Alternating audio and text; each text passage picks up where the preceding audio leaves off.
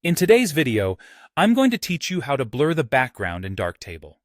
If you're looking to give your photos a professional touch by making the subject pop with a nice blurred background, then you're in the right place. Let's dive right into it. First things first, you need to open up your photo in the darkroom view.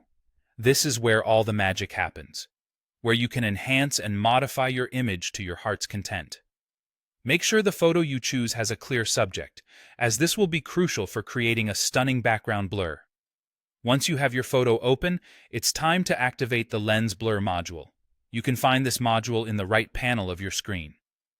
Darktable has a wide variety of features, but the Lens Blur module is your go-to tool for achieving that smooth, out-of-focus effect in the background, reminiscent of what you might see in high-end photography.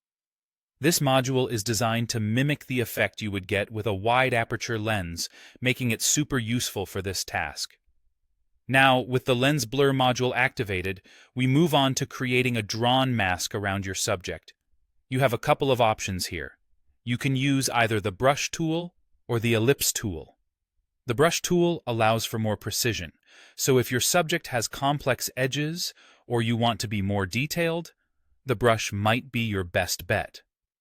On the other hand, the ellipse tool is perfect for simpler shapes or when you want to work quickly. Take your time with this step, as ensuring your subject is well defined will help in creating a neat and professional outcome. After you've drawn your mask, the next step is to invert it. This might sound a bit technical, but it simply means that instead of your subject being selected, the background will be selected instead.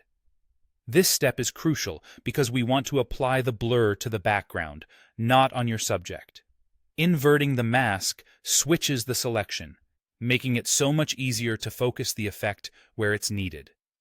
With the background area selected, now it's time to increase the blur radius. This is what will create that beautiful, smooth background blur.